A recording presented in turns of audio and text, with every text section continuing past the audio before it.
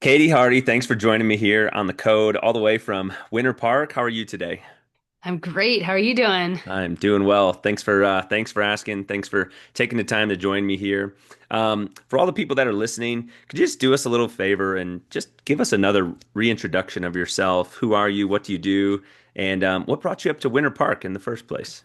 Yeah, well, I'm Katie Hardy and I have a lot of roles. I started off strength and conditioning specialist, moved on to nutritionist, functional diagnostic nutrition practitioner. So basically, what that means is I integrate what the body's doing, what the needs are from the body, what foods have those things in, what our internal organs are giving for feedback in terms of the tests, and put together personalized plans for people so they can feel and perform their best. Yeah, don't And we then all what want got that? me, I know, right? Well, and it can be, it's oftentimes physical, but it can be mentally, just, like performing at work or being, the best spouse or dad or whoever you want to be to somebody important around you. And then you asked how I got up to the mountains, was in Denver for about 15 years. And then kids were getting more into ski programs, moguls, Mhm. competition center.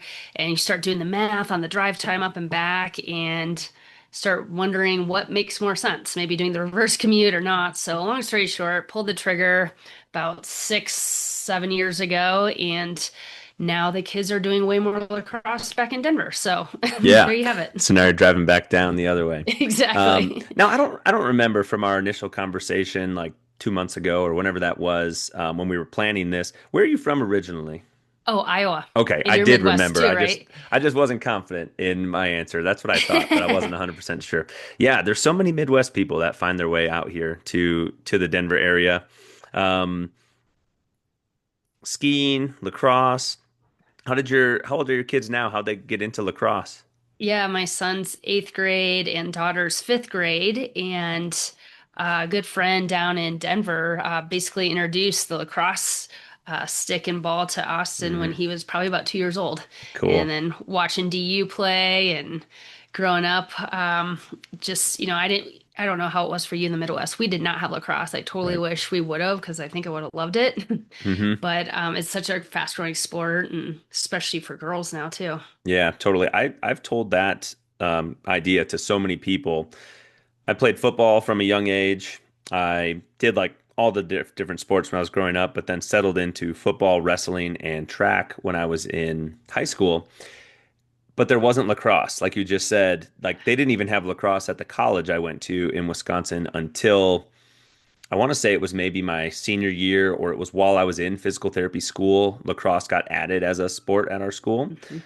And I mean, since it got added, it was like a relatively small new thing.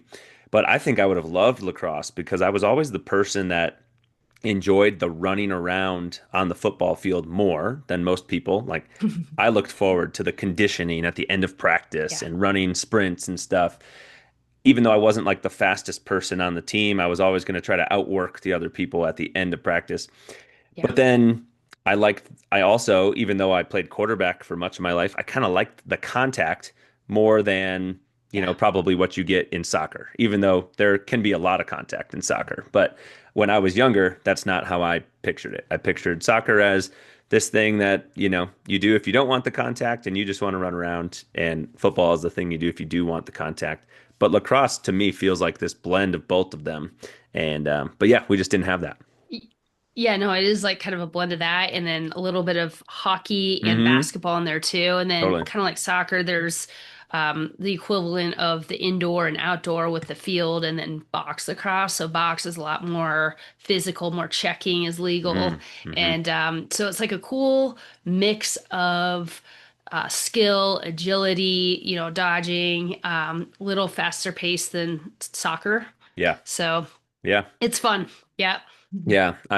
Who knows what our kiddos are going to get into as our son's coming up on 2 years old here soon. So we'll see.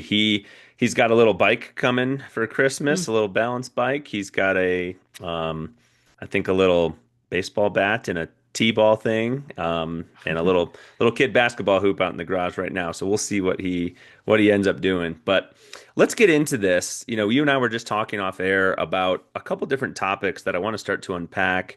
Um, one, I would love to hear about your involvement up there in the mountains with the Hmm. winter sports programs, like with the ski teams and Hmm. whatnot, and how you work with them from like a nutrition and a fueling for their performance standpoint. And I think that will give us a lot of context then to shift the conversation and talk about like how do we help people understand how they should fuel for the various activities that they're doing, right? Whether they're someone Hmm. that goes to the gym and does exercise class or works out on their own, compared to, say, they're training for marathons or they're getting ready to go ski for a weekend or something like that. How should we be fueling for these different activities that we do? And then lastly, like, okay, all that information is great. Well, how do we actually put it into practice in our day? How do we actually take the information and what does that actually look like on a Tuesday when you're trying to make lunch or dinner for yourself? And now what do you do with that information? So let's start up there in Winter Park with the Yeah. teams that you work with and just start to unpack that a little bit for us. Sure. Well, officially, it's the Winter Park Competition Center, and I'm their nutritionist. I used to also do strength and conditioning with them pre-COVID, and that's actually the avenue that I try to connect as far as, like kids don't really care about their health, right? Like until you're like in your 30s, 40s, and have some aspect of that potentially slowing you down, health is not a top priority. Yeah. However, podiuming is a big time Mm, topic of relevance, or if they're not athletes, it could be their skin complexion, or there's different avenues that are relevant to a teenager hmm. that still are applicable from the nutrition standpoint. So I think with best intent, so many people try to go at it with them like, oh, this is healthy for you. They don't care at all. Right. And so if you can connect with what does matter to them, it's being faster, more muscle mass, being Hmm. stronger, what that relates to is quicker time to recover. And then Yeah. from a strength and conditioning standpoint, the more reps or more quality opportunities you have to stress the body, stimulate it with conditioning or technical skills on the mountain, Hmm. whether that's the moguls, the jumps, the turns, any domain. You're wanting to get as many of those opportunities as possible to like create those neural pathways Sure. that are so ingrained it's just automatic. If it takes your body longer to recover, you have fewer of those opportunities. Yeah. Or if you're sick, you're on the sidelines while other people are conditioning, or worse, Hmm. competing. Yeah. And so, what matters about that with nutrition is your gut is where most of your immune system's produced. Your gut is where most of your neurotransmitters are produced. Neurotransmitters like dopamine, serotonin, GABA, acetylcholine, things that allow you to feel happy, have drive to be motivated, to calm down, to sleep, to like operate your nervous system properly. So it's really, really important that our gut has the materials for those processes to take place. Sure. Where does that come from? Your nutrition. Mm. Okay. And we don't necessarily get totally into the weeds with the kids, but from a physiological standpoint, that's what's happening. So we Hmm. need the good gut bacteria to be present because that's what facilitates those processes.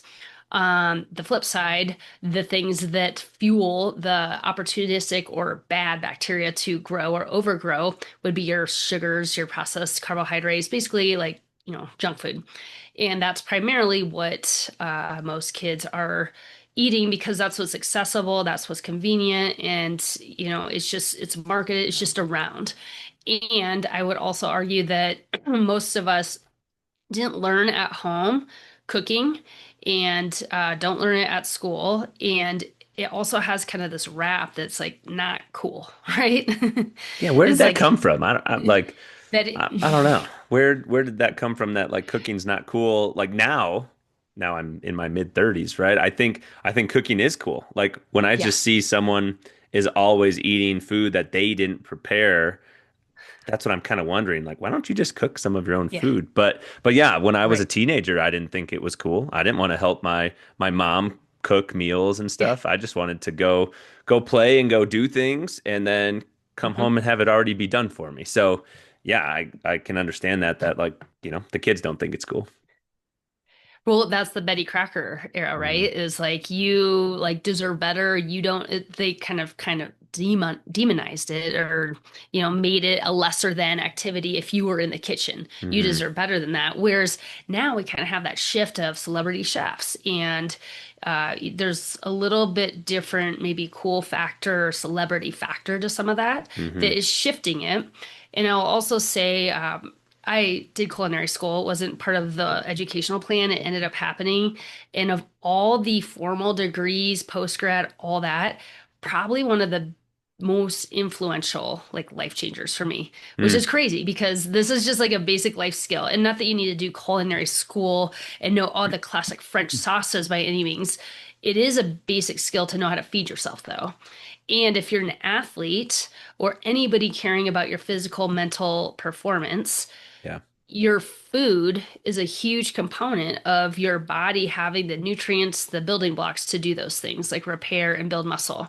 And so if you don't love the food, the taste of it, or worse yet, it doesn't even contain the building blocks because things out of bags, boxes, and cans generally don't, you're not going to hit that. Like, you're, behind the eight ball. And so if you Mm. can kind of relay, like, hey, when, strength and conditioning, in the gym, or technical skills on the mountain or on the lacrosse field or wrestling, you name your sport, um, your muscle fibers are breaking down. They're Yeah. tearing down. You need amino acids to build them back up and recover. You need, essential fatty acids for the cell membranes to be healthy. You need antioxidants for the recovery components. Okay. So now that you understand the physical mechanisms of what needs to happen, because we got sold the story of calories in, calories out. Hmm. It's not incorrect, it's just incomplete. Yeah. So 1,000 calories of white sugar, how's that going to help your muscle repair? It's not, right? But that's where you hear, oh, well, if you just stay within the calorie amount, you're fine. No, because you need the actual, you don't need cardboard to build a skyscraper. That's not going to work. You need proper structures, right? And tools and materials. So to get, that connection of, oh, it's quality, not just quantity or a number, is the actual component that is important. Okay, so what things have those components? Okay, then how do you make those components into a functional meal? Hmm. And most importantly, how do you make it taste good? Because whether the goal is to put on muscle or cut body fat, the foods have to be awesome and somewhat accessible, right? Yeah. Or it's just you can have the best motivation or intent behind it, but if you don't know how to do it, if it's not there, it's not going to happen.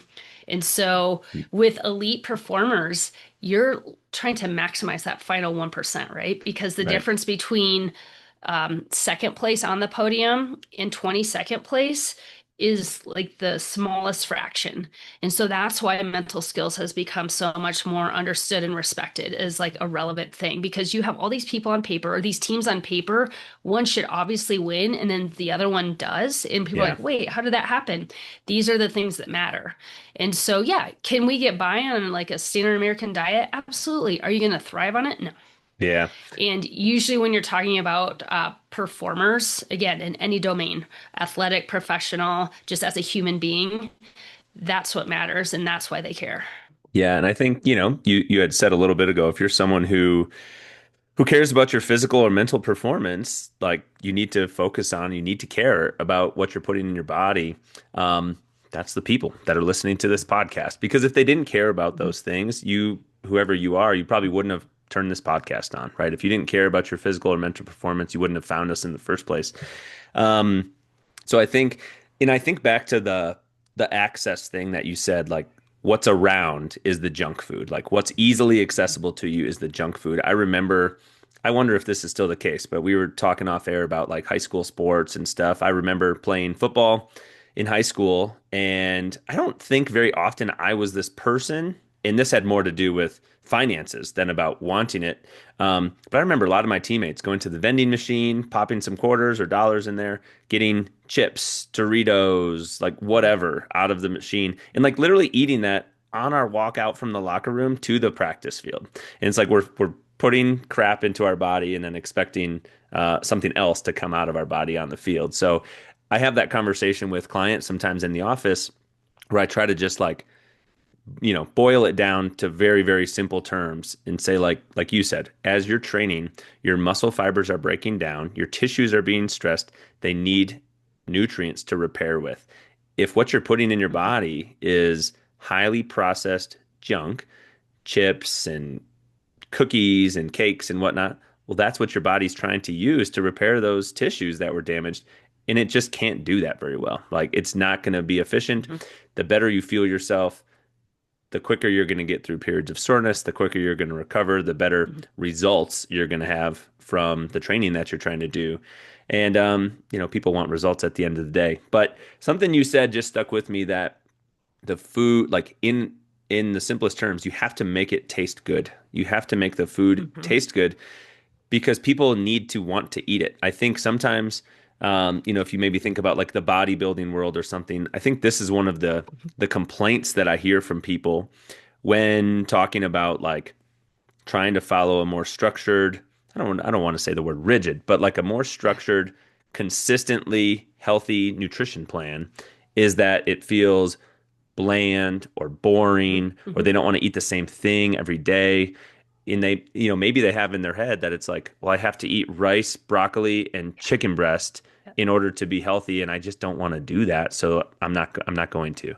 So, yeah, Yeah, no, that's 100% it. And somewhere along the lines, we were told that salt is bad for you and bad. will Yeah, create high blood pressure, right, right? right, But do you ever hear them talking about how sugar actually does that? No, right. because the sugar industry is stronger lobbyists, and the issue is not so much with salt. Well, iodized salt or the chemically, produced is not great because it's lacking the other minerals that naturally would come in salt. That's like a sea salt or, pink Himalayan sea salt type of thing. But in the seasoning triangle that is necessary to make things taste awesome is salt, acid, fat. And if you look at most recipes written, they're written with like a quarter teaspoon or a half teaspoon of salt. That is like not even close to the amount that you need for something Mm, to taste right. And so people get scared when they like actually cook at home because Food and Wine probably is one of the few places that you can actually train like use the recipe as it's written because they have enough salt because it's chefs who are doing this mm-hmm, and it should not taste salty, but what happens is it balances the flavors or mm, and pulls out the natural flavors of the salmon or the steak or the shrimp or the chicken, you name the thing, or the vegetables. mm-hmm, That's the thing where a lot of people are skipping because they think they don't like vegetables. Whole nother topic we can go down, but the salt acid fat is so important for it to taste good. And if somebody's trying something for the first time, they're like, I followed it perfectly. It looks the same, but it mm, doesn't do much for me. That's when it tastes boring. And that's when kids are like, pass. I'd rather go for the hyper palatable Doritos because they have engineers who've made it so it's highly addictive. right. So no, not a big surprise that that one's going to win over in the taste contest. And when you make food that's properly balanced, with the seasons, and when I say seasoning triangle, a lot of people think like salt and pepper, but salt is, yeah, salt. But acid is citrus, like lemons, limes, oranges, grapefruit, vinegars, alcohol. Those are all acids, things that pop it, right? The flavor. And then fats can be your cooking fat. It can be the fat in the food. So like a ribeye has a lot of fat in it, and avocado is fat, but also ghee or coconut oil or um, olive oil is like a finishing fat. Yep. Those are all fats. So you need the balance of it. And when that is balanced and included in your savory foods, proteins, and vegetables, it should taste awesome. And that's Mm, the thing. Most people have not had real food taste awesome. So they assume good food, like good food that's good for you and what your body needs, is going to be boring because the only time they've had it, it's been boring. mm, And it shouldn't be that way. And so that's when I'm like working with athletes, really anybody, because I did the culinary school. That's what was so life-changing for me is like, oh my God, like things that you want in your body don't have to be that chore, like the bodybuilder diet, like just jam it down. Like it's, yeah. it becomes not fun. Not that your pure source of enjoyment or entertainment should come from your food. However, it should be enjoyable. Like you Yeah. should get some satisfaction from it because when you don't, that's when people continue to eat and search out for that satisfaction, Right. or if they're eating the wrong foods for them, they'll continue to overeat excess energy, and that's where you can get into troubles too. Mm-hmm. But when you can show kids the kind of the tools for making it taste good, and then they can adjust it how they like it. They're like, oh my God, I thought I didn't like this thing and I actually love it. Yeah. Or if somebody else is making it and they know, like, oh, it's probably going to need a little more salt and a little more acid, they can slice up some lemons or limes or have a little salt thing on the table and just adjust it a bit, like tweak it so it tastes Yeah. good. And so for that kid who's like skipping out on breakfast, which from you know rebuilding perspective of like muscle, each meal is an opportunity to get those amino acids to help recover, repair, rebuild. Each skipped meal is a missed opportunity for repairing, rebuilding, right? So it's going to take, as you mentioned, longer to recover, or the soreness is going to Hmm. hang out longer. And again, back to our training opportunities, it lengthens the time between quality training opportunities. Yeah. And I'm sure you see this too when you don't have those building blocks from the nutrients to repair properly. You see those overuse injuries or non-contact injuries that are probably unnecessary. Oh, big time. And you know, I would say when someone comes into our office, many people are dealing with those overuse style injuries, the tendinitis, the tendinopathy, you know, preventable things if all of the necessary pieces were put into place first, if the training was dialed in and the volume and the intensity was progressed nice and gradually and properly, if the sleep was there, if the stress management was there, these Mhm. things that are hard to, I shouldn't say hard, like they're simple, but they're not easy to put into practice on a Yeah. daily basis, especially if you're not, an expert in these areas. But man, do we see delayed healing times Mhm. when the nutrition is not there, when the Yeah. nutrients not there, when the proper caloric intake and the right percentages is not there, people just don't heal as well. Yeah. And Hmm. we'll be doing like all of the things that we think they need from a physical therapy standpoint, like from a movement is medicine standpoint, the hands-on work. They'll be compliant with their home routine that we've asked them to do. We're implementing the modalities, the laser, the dry needling, the whatever, and they're just not responding as we would expect them to. And that's when our kind of like alarm bells or Yeah. flags need to go up and say, we need to take a closer look at like what is impacting why they're not recovering how we would expect them to. Why Mhm. has it been 4 weeks and they're doing all these things and it's not improving? Then we need to look at their sleep, what they're putting in their body, how they're fueling, Mhm. and we almost always end up finding some areas of improvement that help us explain what's going on. And quite frankly, we've had a couple clients that we have either sometimes we've had a nutritionist on our team that they work with, or we've referred out to someone else. And it's just been like some of the best referrals that we've ever made have Mhm. been for those clients to those professionals because then they turned a corner and it just improved pretty much everything in their Yep. life. Yeah, and it Yeah. can be both from the intake standpoint, it can also be from the digestion standpoint because back to your under recovery piece, or if we're in a chronic stress state, fight or flight, we're not producing the digestive enzymes and the hydrochloric acid that our body needs to break down the food that we're eating to Hmm. actually assimilate it into our cells. So nutrition is what we eat, and it's also what we digest and absorb. Yeah. And that piece gets missed. So sometimes if you just look at what they're eating, you might be like, they are eating the right things. And, when you run like a GI map, a stool test, you can see what's going on with, oh, do they have a bunch of undigested fat in the stool, meaning they're eating it, but it's passing right through? Or are their pancreatic enzyme production low? And that's not, if they're not chewing their food well, and there's a huge amount of surface area in the food, and you don't have much to break it down in the terms of the acid component, that also is going to go through undigested and create bloat and gas and like stomach issues that don't feel great for the person. So there's a lot of components to it. And if you're not starting in the first spot with the potential for it to be absorbed, you're like, there's no chance, Yeah. and Yeah. even if you are starting with that, there's still a chance it's not working as optimally as it could be. Hmm. And so Hmm. when people are trying to heal from anything, they have to have their nervous system in a spot where they can rest and digest, Yeah. because that is so important for putting the pieces back together. You have higher needs when you're recovering from something or trying to heal from something. And on that point, I did a conversation with somebody else several months ago, and what we talked about was technology. and how we're constantly on our phones. Like we said, food is scientifically engineered to be hyper palatable, right? These Doritos and chips and stuff, this processed food to keep you coming back for more. Um, the technology and the things that we have, the apps and the advertisements and whatnot, they're scientifically engineered to keep us coming back for more and keep you attached to that thing. When we are unable to break free from our phones, our computers, our screens, it is hard for us to truly be in that calm nervous system state where we can rest and digest if every time you're eating a meal, you're hammering away work emails on your laptop or you're scrolling social media, seeing stuff that frustrates you, but then you keep the screen on that for a while, then you just keep seeing more of that because it keeps targeting you, even though it's stuff that gets you riled up.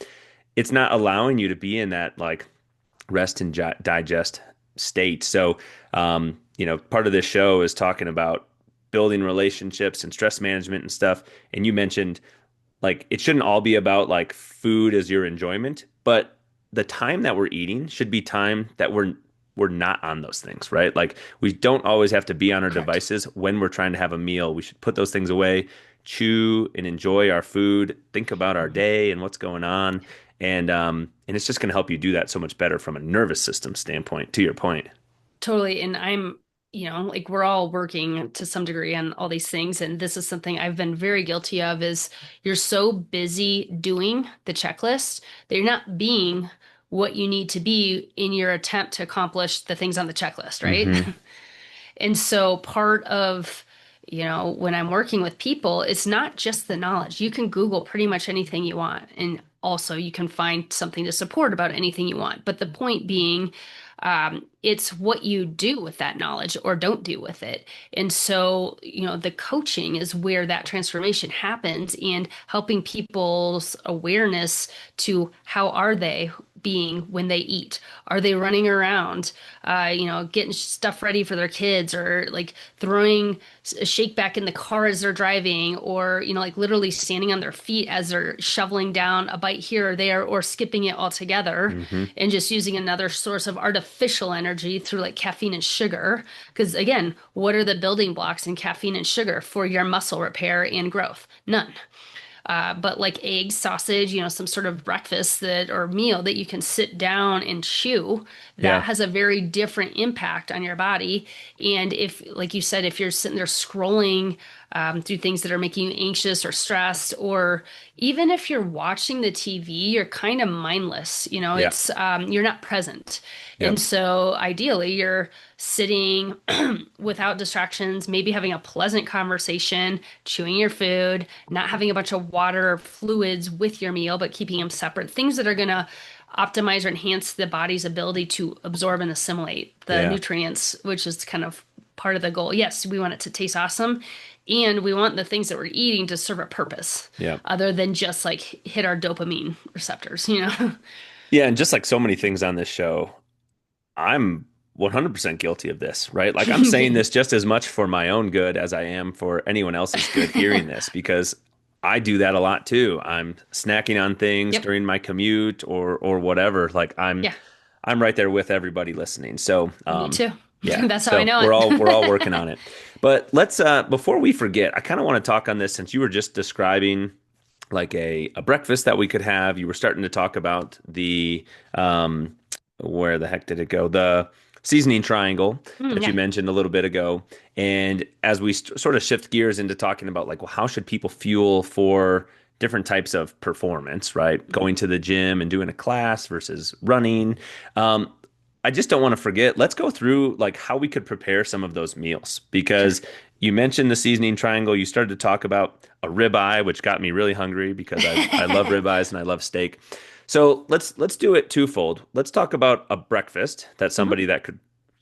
that somebody could prepare that's going to help set them up for success throughout the day, whether that's going to exercise or going to be mentally strong in their workplace or whatnot. And then let's talk about returning home from that and preparing some sort of a dinner. And how can we do this Yeah. efficiently, but also how can we do this Mhm. in a smart way from like the standpoint of what are we putting on our plate and how are we making it taste appealing to either us or our kids that we're helping prepare this food for.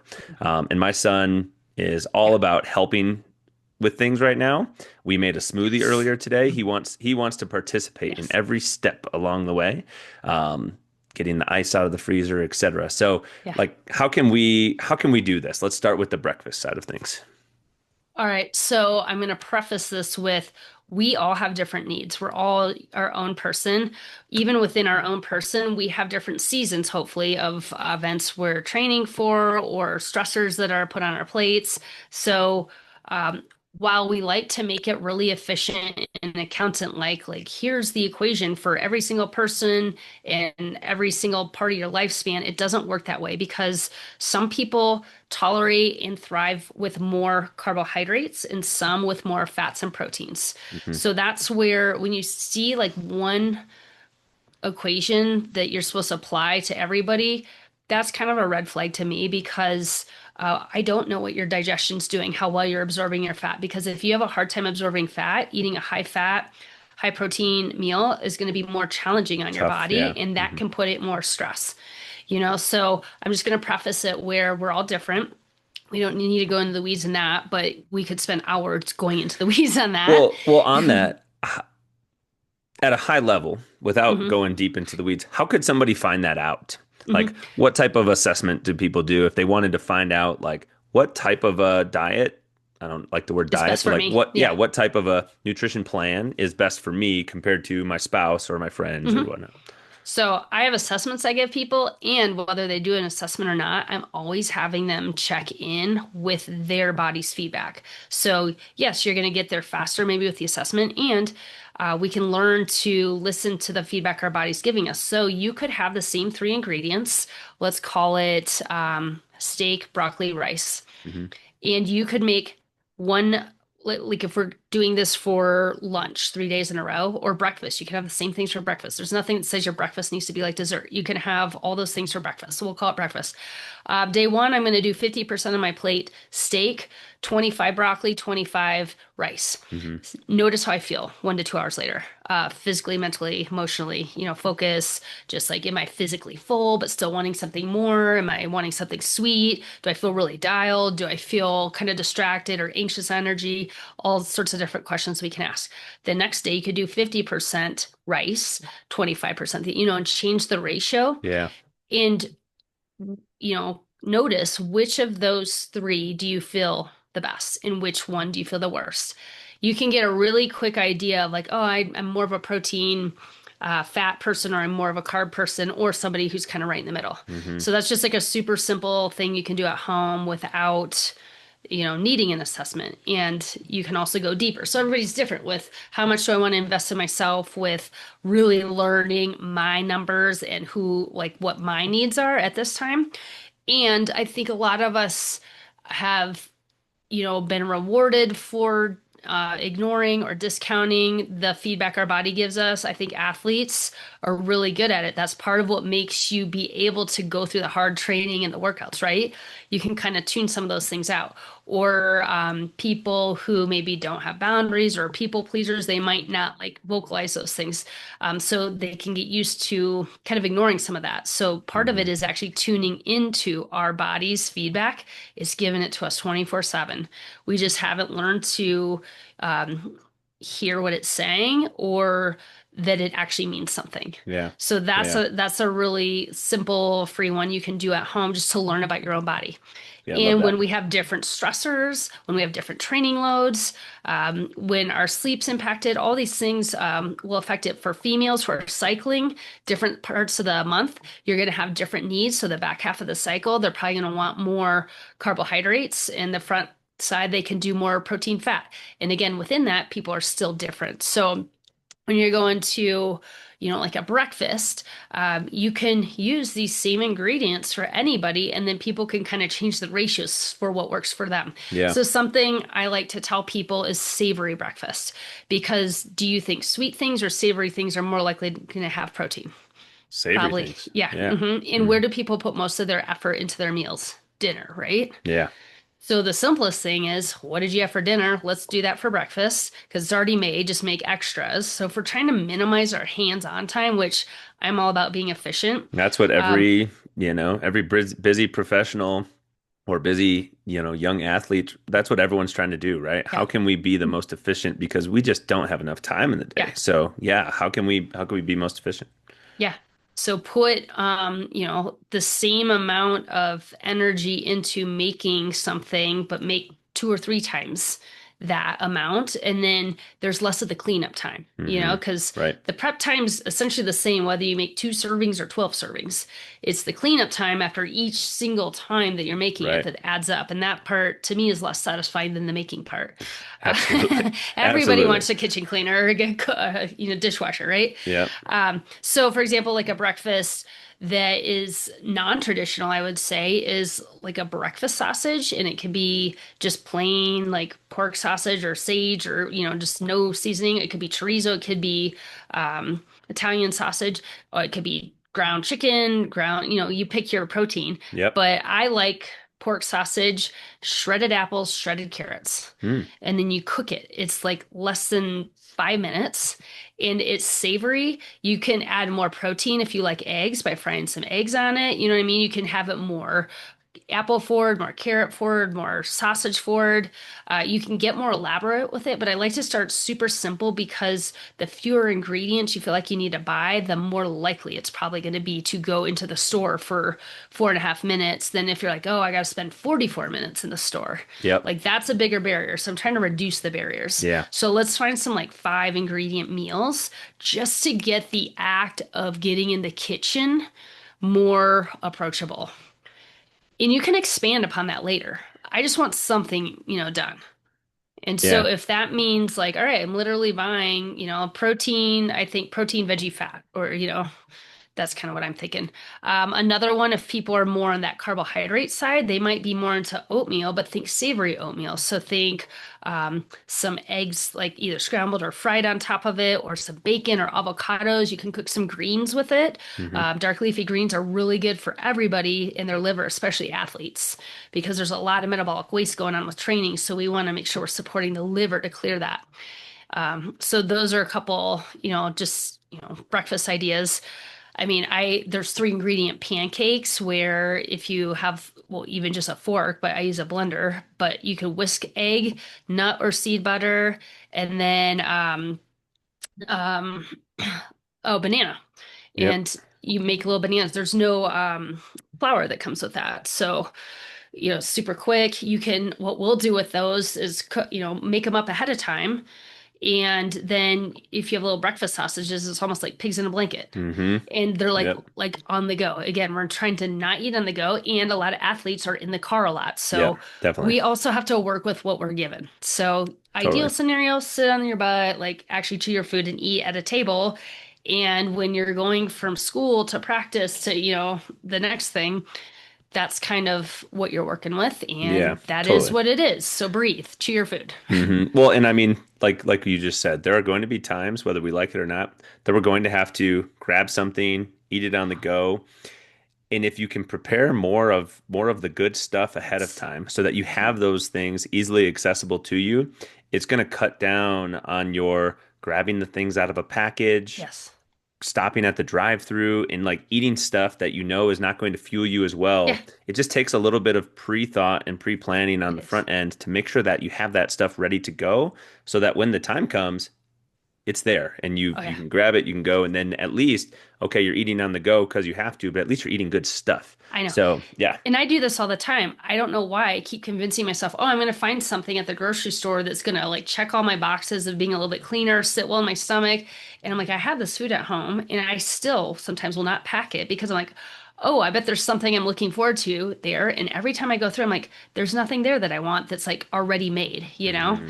And or it's like cold, but you want something warm. And Yep. I would say if you're going through a store and trying to get something to go, something that I think people skip over are the soups, Oh, okay. especially, the cold time of year, but that can be a little bit more nourishing, or like a rotisserie chicken that's already cooked up. And then you can buy sometimes they'll have like the pre-made cooked veggies in the display case. Hmm. You can throw it on there, or you get one of those big Greek salads and then, assemble it. We do that in the car a lot Yep. of times because Add if some you're extra hard-boiled eggs to that Greek totally. salad or something like that. Exactly. Yep. Yeah. Because if you don't have time, because we have this happen where you go back to back to back days with tournaments and you don't Yep. have that turnaround time and you are stuck with the grocery store. So get the family style. Like my kids love Greek salads.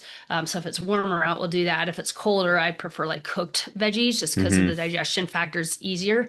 But rotisserie chicken is probably one of your better values because it's a full deal. And then like one of them will sit in there and like tear it up and like create little bowls for everybody, and Yeah.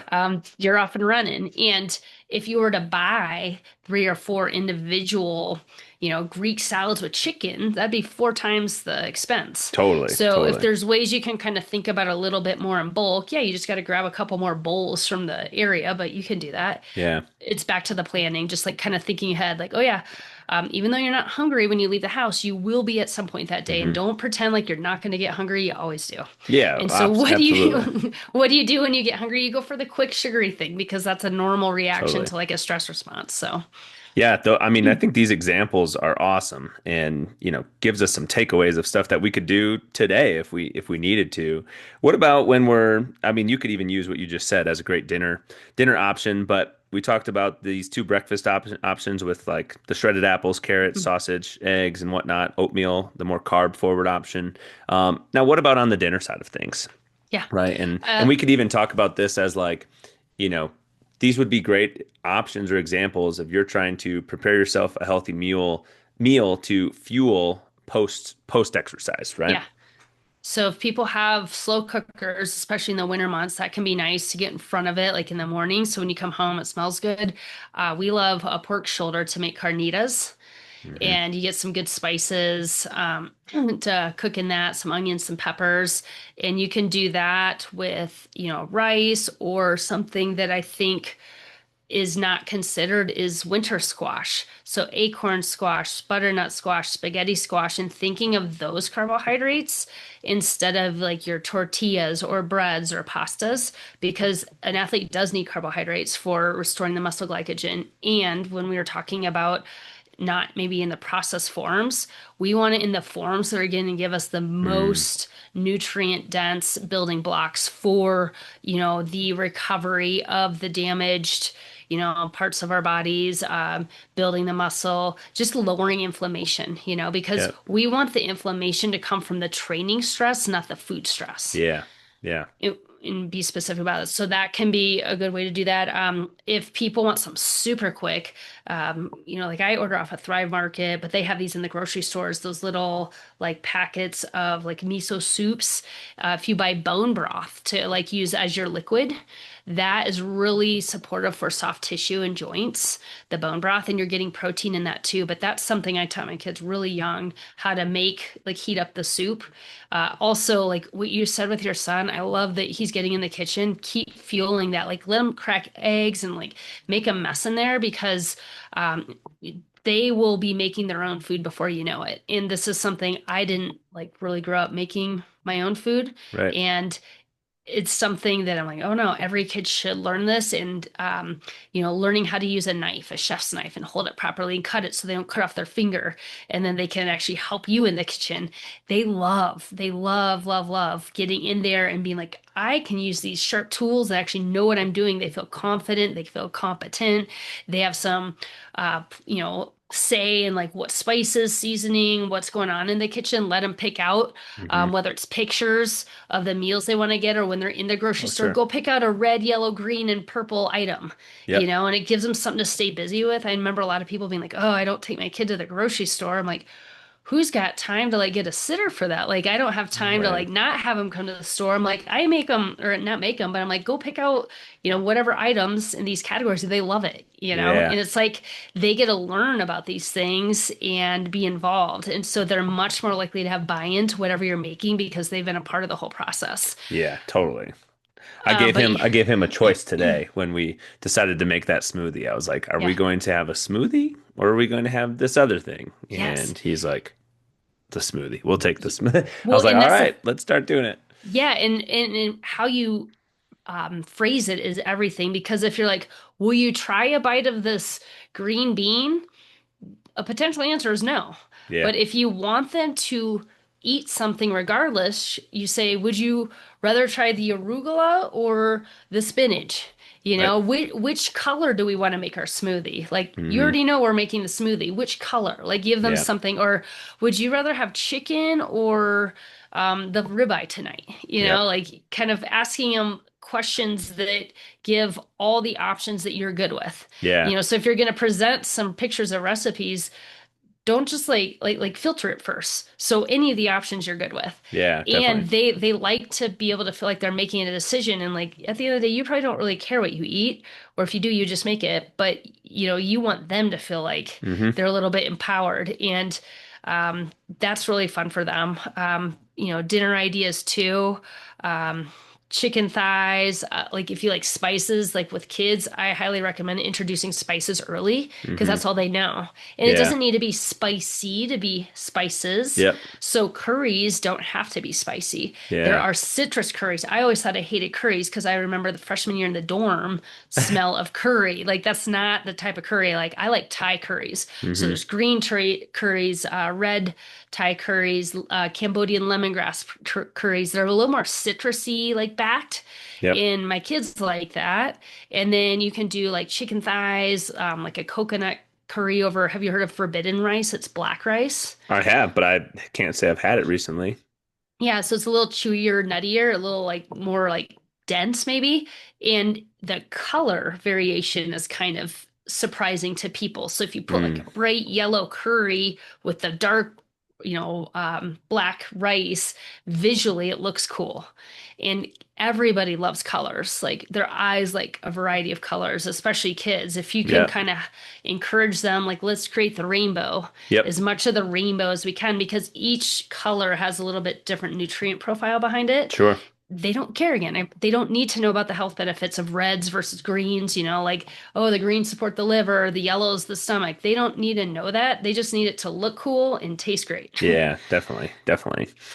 I think this has been awesome because I think it's given us all some simple things that we can start to implement. I liked your tip about, self-reflecting on like how do you feel after you eat a particular thing, and Mhm. then the next day change up the ratios. Eat the Mhm. same thing, change the ratios, see if you feel different, and just notice when do you feel your best. Maybe that's the type of plate that you should aim for. Mhm. Um, Before we wrap things up, what are some of the considerations that people need to take? The folks that are listening to this, just like myself, we like to go to the gym, we like to exercise for, about an hour. There are people that want to train for half marathons or something like that.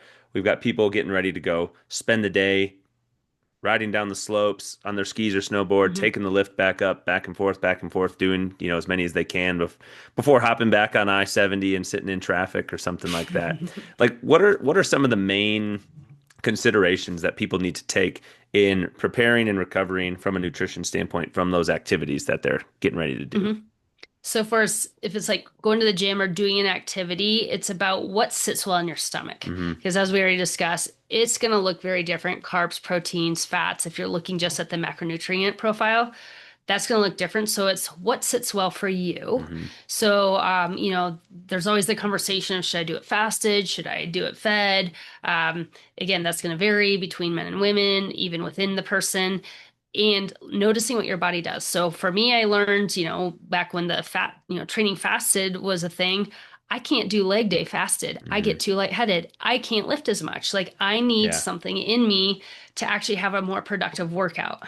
Now, if I'm doing like sprints, I also can't have too much. So it Hmm. depends on the activity. So you kind of have to do a little trial and error with yourself, which is why you really want your athletes practicing their nutrition throughout the whole season. Hmm. And practice is not like figuring it out on game day. And when Yeah. people talk about sports nutrition, so many people think sports nutrition is game day nutrition. Sports nutrition is the whole season, just like Yeah. training is the whole season. Like you can't just show up the week of and be like, oh, let's start thinking about nutrition now. Because as Yep. we talked about, what your body has from components to recover from all the training sessions leading up to performance week, that's where it happens. Like you have your taper weeks, like right before an important competition, if it's, an endurance type of sport. That's not when you decide to like start taking it seriously. That's when Right. you're like pulling back and just like doing what works. So for, daily activities, stay really well hydrated between your meals. And then, have some sort of snack with you if you're on the mountain, if you feel like you're not sure what the food availability is going to be there or how long you might be out there. I like to think savory versus sweet tends to have more nutrients that our bodies actually want and maybe more potential for protein. Yeah. And you know, just if you're doing again a lot of the work leading up to it, there's less pressure on the actual day itself. hmm hmm I think that's a great recommendation of like, don't just think about the nutrition during the activity. Like, think Hmm. about what's going on around the activity. And Hmm. to your point, what sits well in your stomach, like, and I'm the same way. I have learned definitely that like I can go do a basic cardio activity, go run for 30 minutes or something like that, on in a fasted situation. But if I'm gonna go lift, I want to have some calories in me. Yeah. Like that's actually one of the reasons why I've kind of shifted um in my preferences for like when I exercise during the day, Mm. specifically the resistance training. I used to be in the morning at the gym, lifting fasted all the time. And Hmm. then I started to lift more during the middle of the day Yeah. after I've eaten breakfast and a Hmm. snack. Yeah. And my lifts are so much better. Like I feel Interesting. Yeah. so much stronger. I feel so much more energized, and I feel like I'm getting more out of the workout. So now I prefer to lift after I've had an opportunity to have Totally. breakfast. Now I I don't think that makes always sense. do that, but like even if I am going to lift in the morning, I don't lift fasted anymore. Yep. I really like having a banana. If I need to in that type of a situation, I'm always still going to get some protein in, even if that means Hmm. I'm having a protein shake. Yeah. But when I'm doing it right before an activity, I'm going to opt for the less tasty protein shake with Yeah. water over milk Yeah. because it sits better in my stomach, and I don't Totally. want the milk leading right up to the workout. So, Correct. but just so that I don't have to go into that lift fasted because I feel better when I don't. And when you mentioned the banana, like I'll tweak the banana thing with people. Like, is it a full banana with whatever Hmm. else you're having, a half, a quarter? And people will get it dialed to the point they're like, actually, I do best with like a third Yeah. banana, Yeah. because it's like the dial on the radio.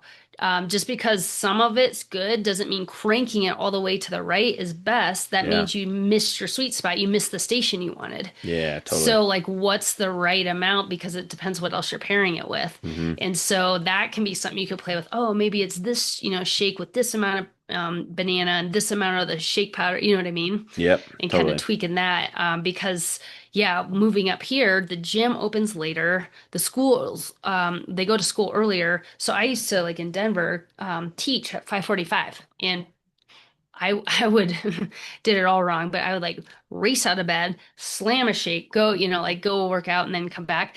Now we have a little bit more time because I have to go to the gym after dropping off the kids at school. Got it. Got So it. I have more time to digest a little bit, Yep. but I still, it's almost like a big snack that I have before I work out, but I need like at least, like 20 grams of protein just to feel like I have something. And then Yep. I'll eat like a full breakfast, more like After. Yeah. 10, and then shift my lunch almost to A like little later. 2-ish, Yeah. and then like dinner like 6. So you just got to figure out what works because it took me a long time to figure that out up here. I'm like, "Ugh, this doesn't fit into my schedule, and Yep. now I'm like actually kind of like it better. Yeah. And then with the sun rising at different times, that changes it too. For sure. For sure. So yeah, just Yeah. keep playing and listening to your body because it'll tell you. You just gotta like learn how to listen. And most of us never really thought about listening or really know how to. I see this all the time where people are like, I don't know if I could tell the difference of this versus that. I'm like, just keep checking. Yeah. It'll come. It's just uncomfortable because we've, for whatever reason, it's different for everybody, have kind of gotten trained to ignore it, push through it, disregard it, and it's there. Yeah. Yeah. Definitely. Well, as we start the process of wrapping things up here, I think this has been awesome conversation. Two things I want to ask you. One, any final comments or, any pearls for people. And then I want you, I think you probably, this conversation has probably motivated some people to look at what they're doing from a nutrition standpoint, implement some small changes, see how they feel, and continue to build on that so that they can feel better mental and physical performance in whatever it is that they're doing. But I want you to tell people, like, where can they find you Yeah. online? Where can they get in contact with Katie? So if you go to mypeak365.com, you can subscribe to my newsletter and get my 10-minute shopping list. It's like, and I change it seasonally. So I am about needing to change it to winter. But I try to keep it seasonal and keep it like 4 proteins, 4 to 6 veggies. Like, what fats do you need to have in the house? Just kind of get in and out of the store in less than 10 minutes and set you up for making, just start with one thing a week, one new thing. Because if you can just find a day, whether it's Sunday or Wednesday, whatever fits into your schedule with when you're driving by the grocery store, pick up 10 items. Nothing like where it needs to take more than 10 minutes, but like Yeah. make it very doable and then just go try one thing.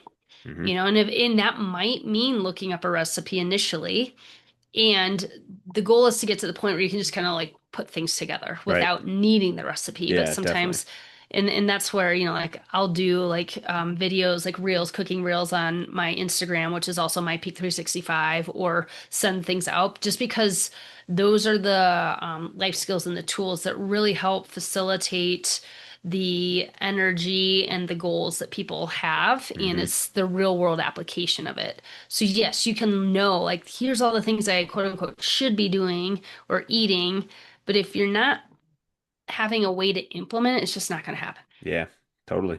Totally. I think that's a great place to end on so that people can go do just that very thing. It's, Mhm. about lunchtime. I'm going to do exactly, I think I'm going to do exactly what we talked about. I'm going to eat during a meeting but I'm going to eat a already prepared meal that has Yes. proteins and carbs and vegetables mixed in there.